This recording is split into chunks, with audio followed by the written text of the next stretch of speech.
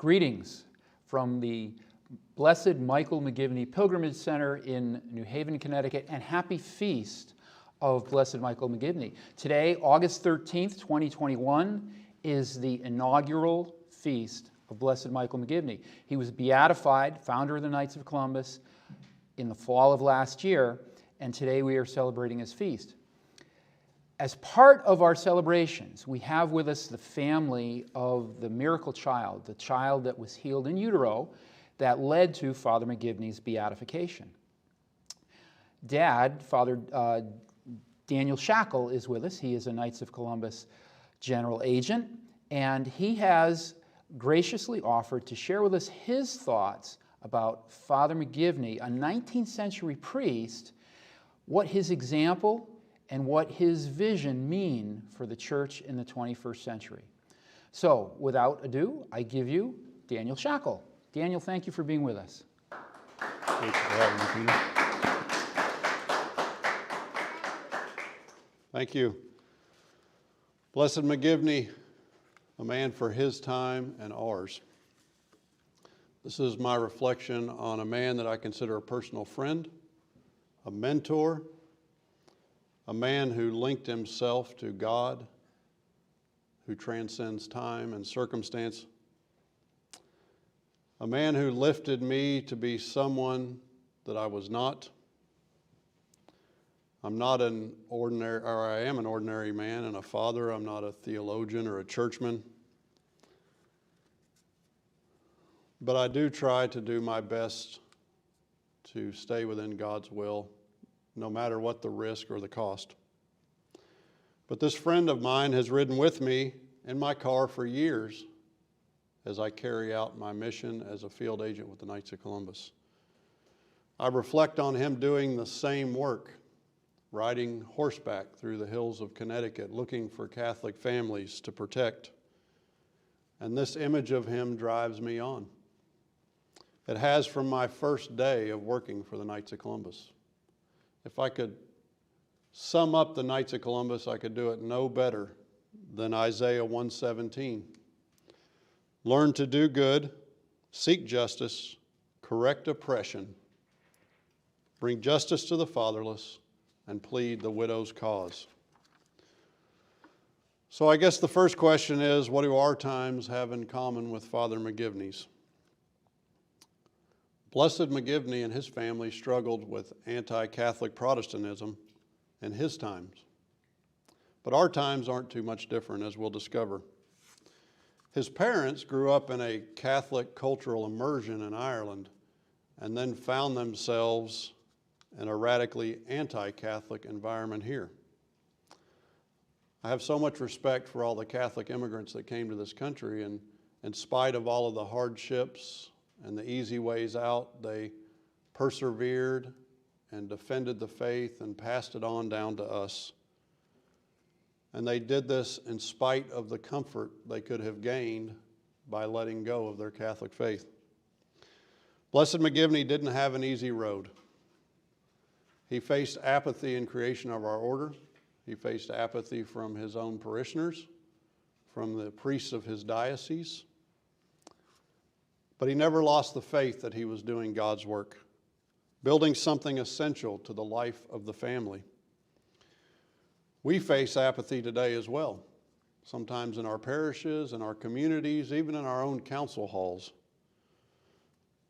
But if we call on Blessed McGivney to pray for us to persevere as he did, our work will bear fruit today and long after we're gone. I think in some ways we have to acknowledge that we share the confusing times of the Irish immigrants. Most of us grew up in an age when we swam with the current of a Judeo-Christian culture. The Catholic Church, along with strong Protestant religions, pointed us towards good philosophy, good logic, even if it wasn't God in name or Jesus Christ in name, we were pointed towards those principles. That current of culture in just under a half a century has slowed to a crawl and then a rapid reversal. I think it's important that many of us realize that now our children grow up in a much different culture than we did.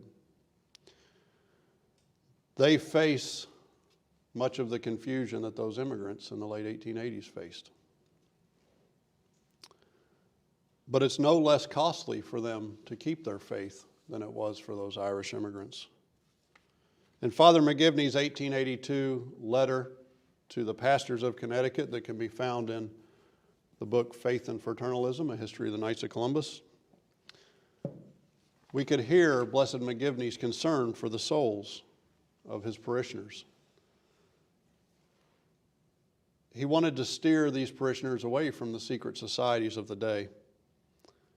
The letter can be found on page 19 of Faith and Fraternalism, and Father McGivney says, "Our primary object is to prevent our people from entering secret societies by offering the same or better benefits. Secondly," he added, "our object is to unite the men of faith throughout the Diocese of Hartford, that we may thereby gain strength to aid each other in time of sickness and to render pecuniary assistance to the families of deceased members." His hope was that every single parish in his diocese would have a Knights of Columbus council to call its own. He hoped that no widow or orphan would ever again be left destitute by the loss of a breadwinner. Today it goes without saying that we should share the same. Our goal shouldn't be for every parish to be claimed by a council, but that every parish and every parish priest have a council of their own. And those councils should have at their forefront two aims. And these were the aims of Father McGivney. Keep Catholic families from leaving our faith to enter a different type of faith, which we'll discuss more in a minute.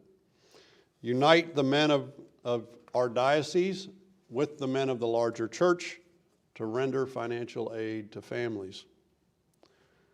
Blessed McGivney was called into the insurance business. And he was called into the insurance business by love for his parishioners and the families he served. And he called me to it in much the same way.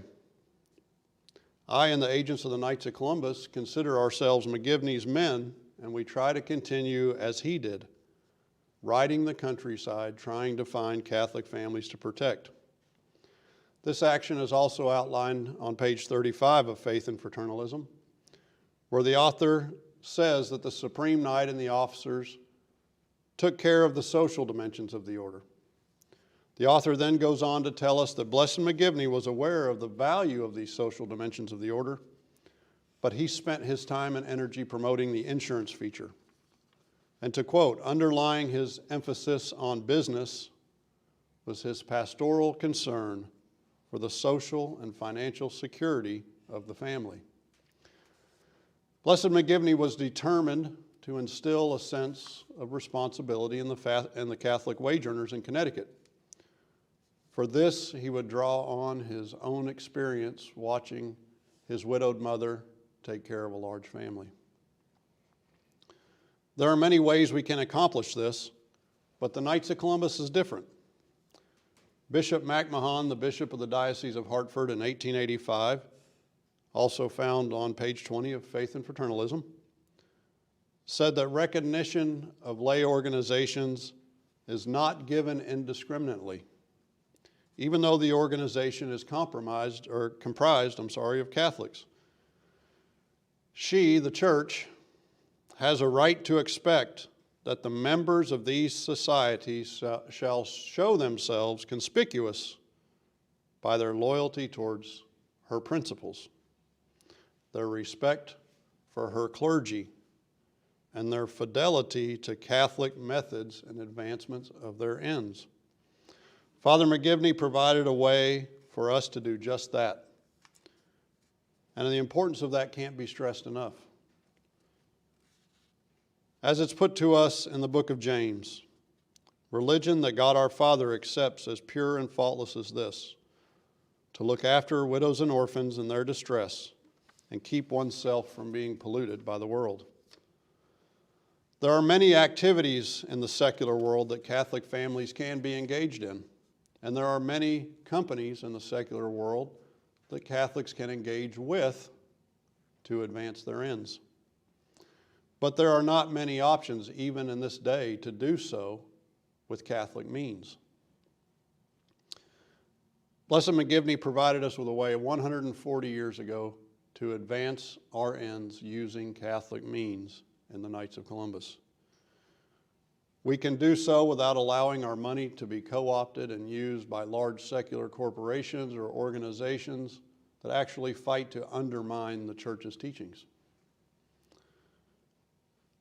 Blessed McGivney was tireless and he was focused in his efforts to create an insurance company by Catholics for Catholics with Catholic values.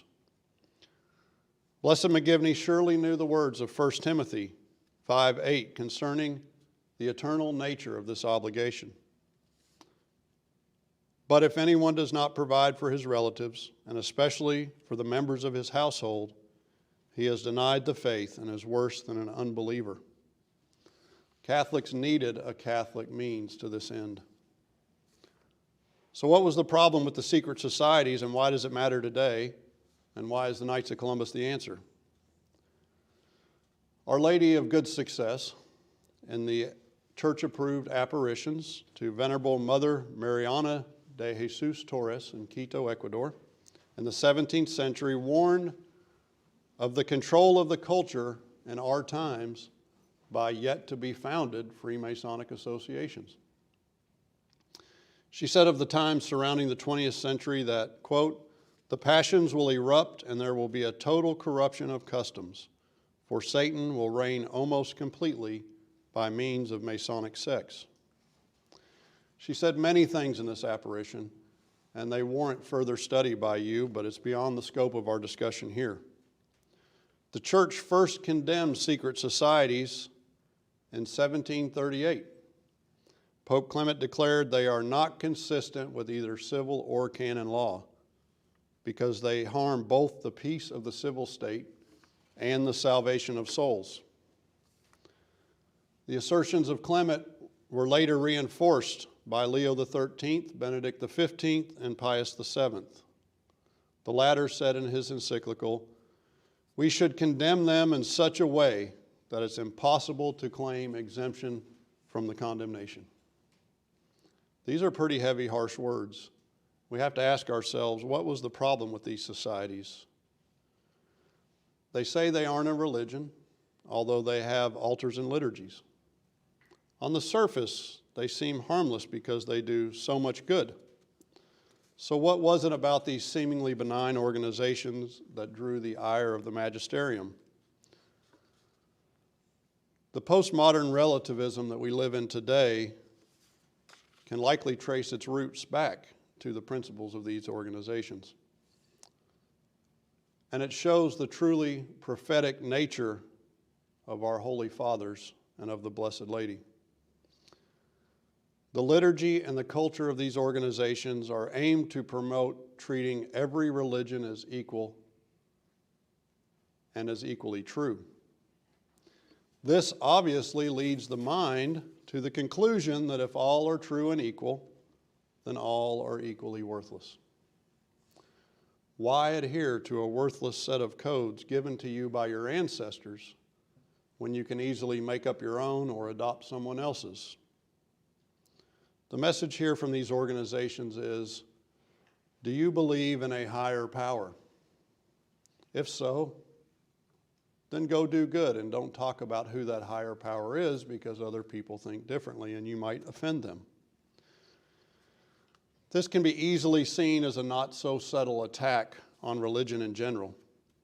Firstly on the souls of the members and then on those to whom they spread the error.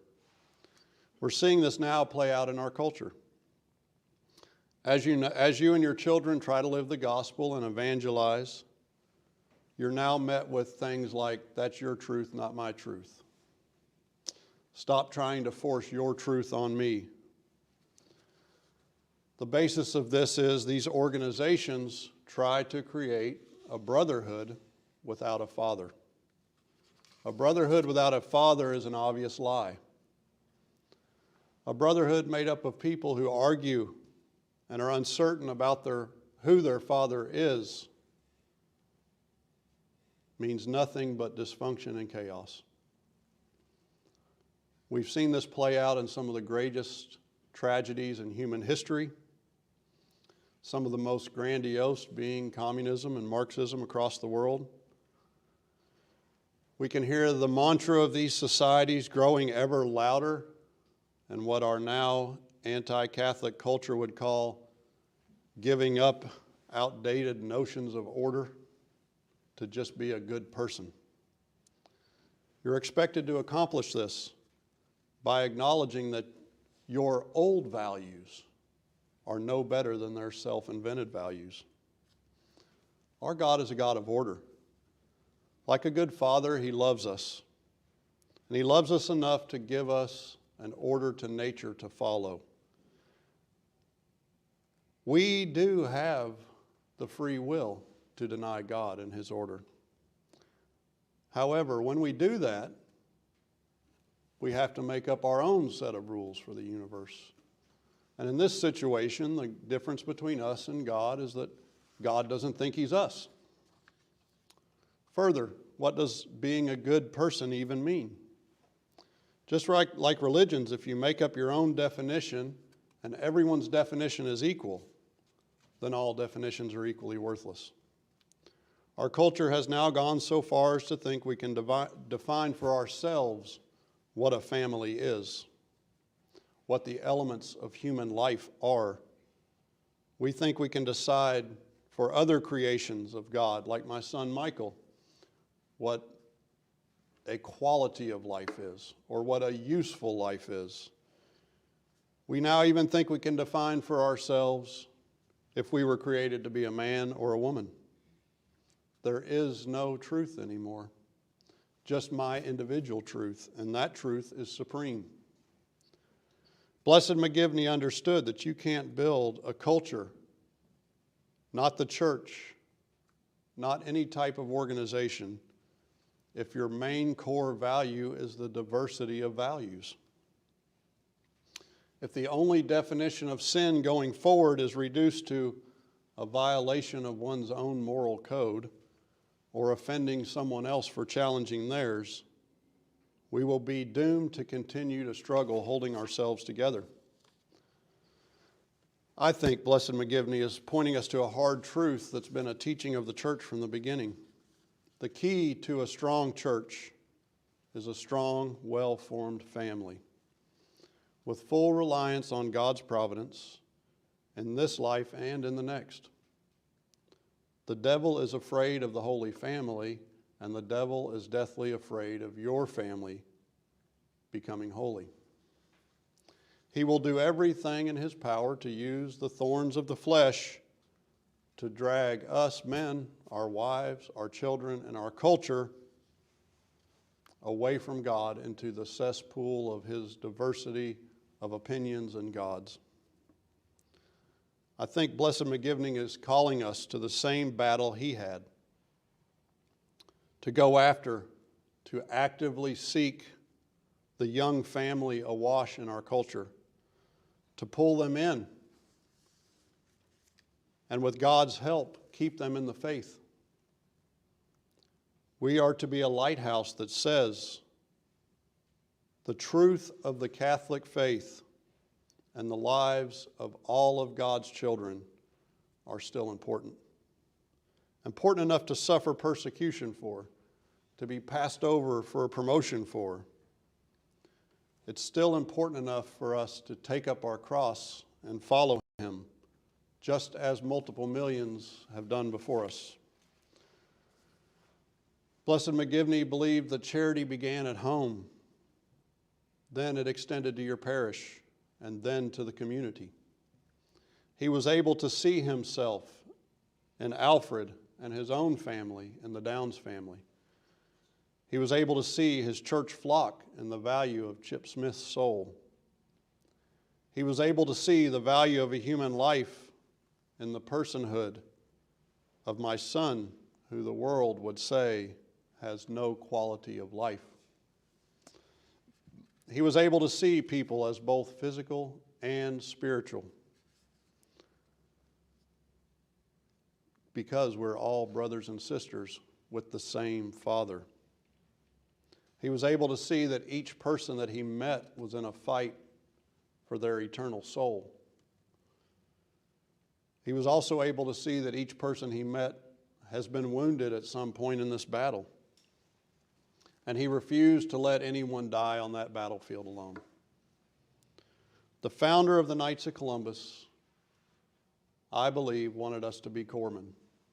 Corpsmen that watch each other's backs, that go out into the world to find the suffering and the hurt and the poor and bring them into the field hospital of the church so that they can finally find joy, peace, and freedom. The biggest thing that jumps out to me about Blessed McGivney and his passion for souls is that he saw the need to strengthen the family and help them keep the faith of our fathers against terrible odds. The Knights of Columbus gives young families the place for a man to have real support, have his iron sharpened for leading his family when he gets home, to have the courage to boldly teach his children to say, I believe in Jesus Christ and his one true church. I believe in the Eucharist. I believe in the sacraments. I believe in the value of my fellow human beings, born, unborn, young, and old. It gave young men a place to be reinforced, to find strength, hope, and reassurance, even if some of their loved ones had fallen away. The fight against postmodern relativism today is turning squarely towards the family, even attacking it in the sacred space of the womb. In the same way that Satan attacked religion, he now goes after the family and even the right to live. His new lie says, we love the family, whatever your definition of family is. Just like the attack on religion, if all definitions of family life are equal, then all are equally worthless. Why should a child cleave to their family? Why shouldn't they now go to someone else's definition of a family? Perhaps a tribe where everyone thinks that you should be able to define everything for yourself as your own common value. Satan's lie about human life says we want all human beings to live happy and healthy, long lives as long as that life fits our definition of what life is. So what was it that was taking these men away to these secret societies? It was the postmodern relativism in its early stages that we experience today. And it's even now present in many political movements.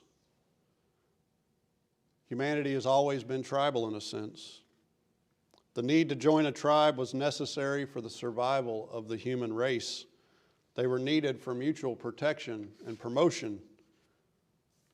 We still see this today, not only in families and fraternities, but places in politics, which seem to replace the loyalties once given to family with loyalties given to ideology.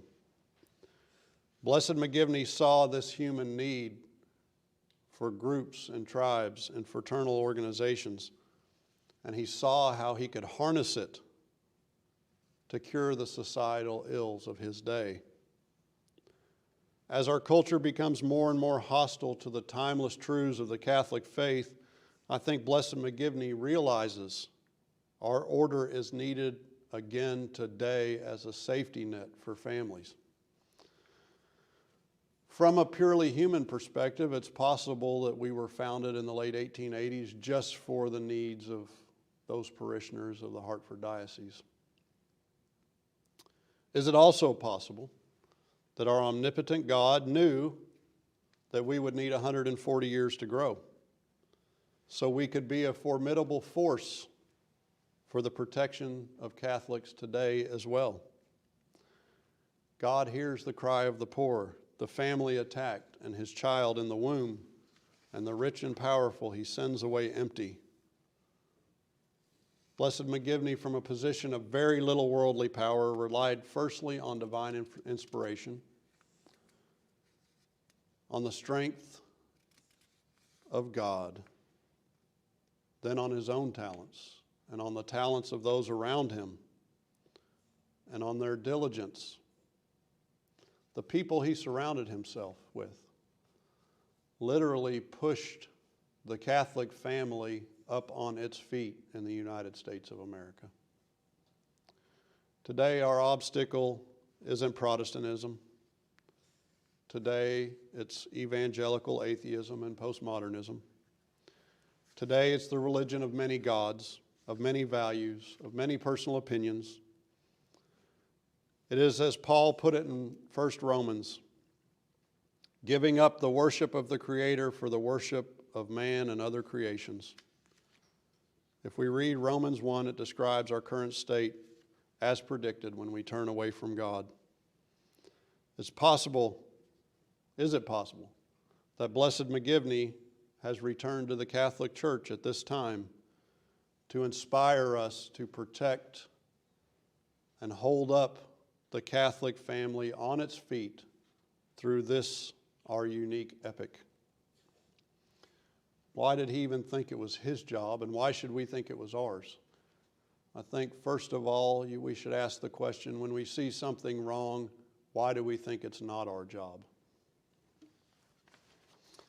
If those original members of the Knights of Columbus would have told Blessed McGivney, sorry, Father, that keeping people in the faith thing or protecting their finances thing, that's your job, I just make spoons, where would the Knights of Columbus be today? I think the obvious answer is non-existent. These men that they called knights knew that they owed a tribute to God, to their family, and to their country in that order.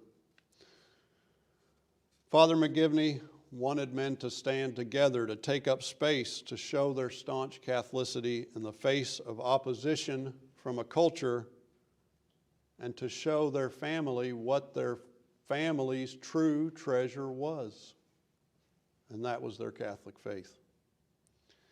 He wanted them to start in their own home, spread the protection of the faith and the family throughout the culture. He was a man of action, moved by his love of the body of Christ in the domestic church.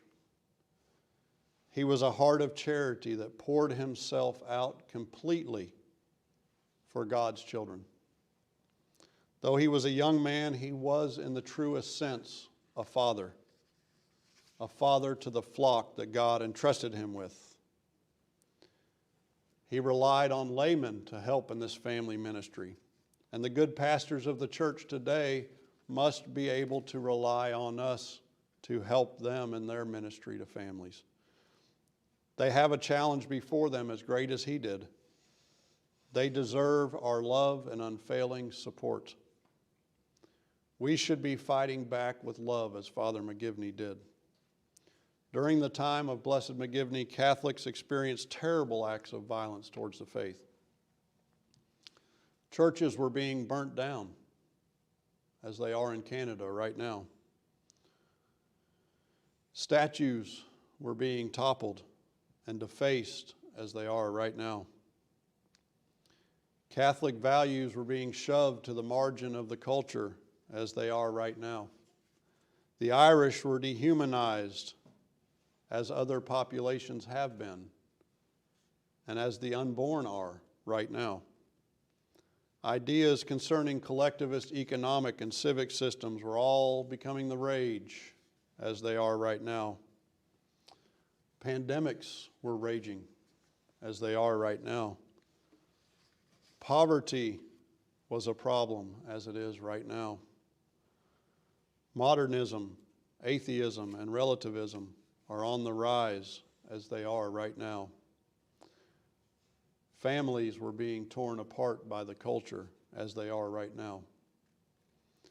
The world was full of the rise then, as it always has been, and as it is now, with evil and sin, pride and envy, greed and avarice, During his time period, the eugenicists were developing their killing machines, preparing for the deaths of hundreds of millions, and we in America have built on that.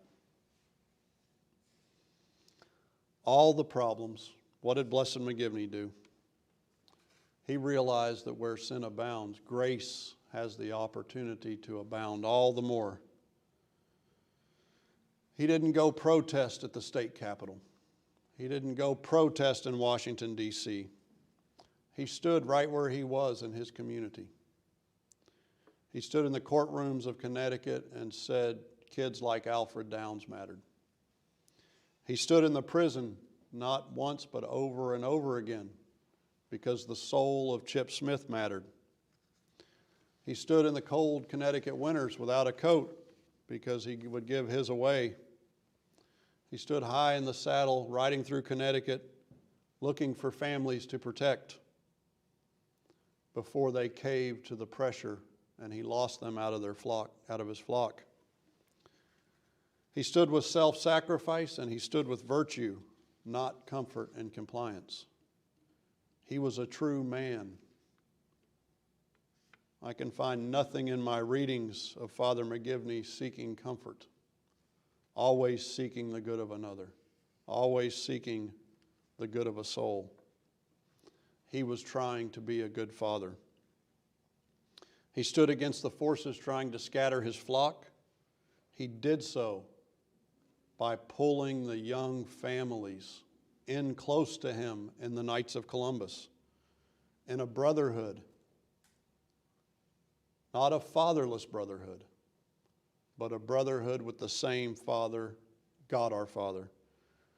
He went after the go-ahead young men of Connecticut and asked them to stand with him. We can say young men because if we do our research, the first 5 Supreme Knights of the Knights of Columbus were under 40 years old. They were men in the years of providing for their families that Father McGivney wanted strengthened to keep them in the faith and keep their children in the faith and keep the wolf away from the door. He wanted the families locked arm in arm to build a strong cable of faith and finance to guard one another. He wanted enough members to start a Catholic insurance company. And he was deliberate and he was relentless in this goal. Now, I certainly haven't been perfect in my life carrying out these values and probably never will be, and you are probably thinking the same thing. But I think Father McGivney, Blessed McGivney, coming back to us at this time is a call to all of us for conversion so we can stand like he stood against the enemies of truth, against the enemies of family, against the enemies of life, because all of these are ultimately the enemy of our shared God and Father. There's a reason that we're called knights after all, isn't there? Blessed McGivney is still looking for us, the faithful Catholic families of America. God is calling us once again to embrace his virtues of self-sacrifice for his fellow man, to magnify the Lord as he did, which caused him to become a beacon of light for his times. The communion of saints is one of the greatest gifts that we've been given as Catholics. These people are the gold medalists of striving for heaven. Jesus Christ, risen from the dead, paves the way for us all, and these saints show us how it can be done. They are affirmations of the holiness of God and that every path doesn't necessarily lead to him. We can, just as we should with the Gospels, plug our lives into their situations. Am I being Peter, cutting off a servant's ear and then going and shrinking in fear? Am I being John, silent at the foot of the cross, no matter the fanfare? Am I being St. Dominic? Am I being St. Thomas Aquinas? Am I being Blessed Miguel Pro? Am I being Blessed Michael McGivney, who, like St. John, the Beloved, followed the cross, carried his cross, sat with the suffering, and consoled the bereaved. Michael McGivney poured his life out completely to the end for the faith and the family that he was entrusted with shepherding. This is a man for our times. In the book, Those Who Remain, by Michael Hoffett said, "Hard times create strong men. Strong men create good times. Good times create weak men, and weak men create hard times." We are blessed to be entering what appears to me to be harder times for the church and Western civilization in general.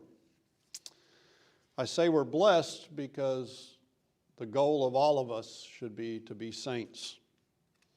It seems to me that great saints always have the ability to inspire courage in others.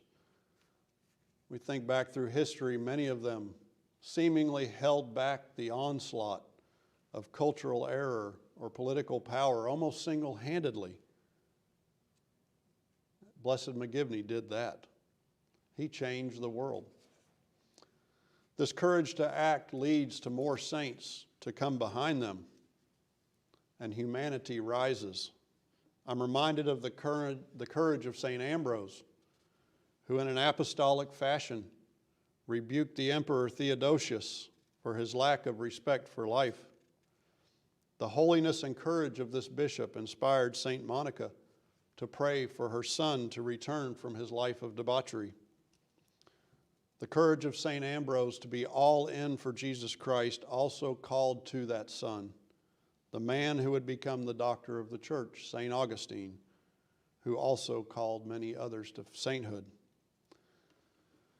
Can anyone give me one reason why our councils, including our chaplains and our wives and our sons and our daughters, can't be pods of saints like these? Give me one reason why we can't find young families to help them become saints and have them help us become saints. Uniforms come and go. Council halls come and go. Pancake breakfasts come and go. Blessed McGivney doesn't want us to waste our labors on things of this earth, although they all be good things. He wants us, like an undisturbed compass, to have our needle of charity always pointing at the eternal. This is what I believe Blessed McGivney wanted. Families bound into that strong cable of faith and mutual protection in the face of an anti-Catholic culture. And a unity that once formed doesn't only turn inward, but it shines out like a lighthouse. It evangelizes the world through the embrace of the truth of our faith and the embrace of our fellow man with the love and charity of our common Father. I have, as one would naturally wonder, when I lay down and when I get up, in all humility, why Blessed McGivney, and by extension, God the Father, would pick such an imperfect instrument as me or our family to use as one of the vessels of this rebirth of the Knights of Columbus. I'm reminded of the parallels between his family size and ours, between his passion for faith and the finances of the faithful and ours. But I will leave that to God to reveal to you and to us all, frankly. It would be too much of a stretch for me to assume the mind of God on this matter. But I do know with every fiber of my being that all of these things I've discussed are definitely why he and St. Joseph are so important today. And I know they are calling everyone watching this to be a vessel of that renewal as well.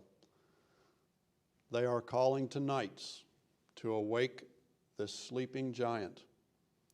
Their call is for every man to be a great father and a great saint just as they were. It's a small price to pay in tribute to our risen King. As we go about asking men to join our order, we should tell them that the Knights of Columbus endeavors to make a man a better Catholic, a better husband, a better father. And we're here to take care of each other's families when we're gone. And we give opportunities to teach our children to give back. That's the recruiting message, to bring the young families into our order. Blessed McGivney, pray for us to will it. Pray for us to have your courage and the courage of the saints to do it. May God bless you.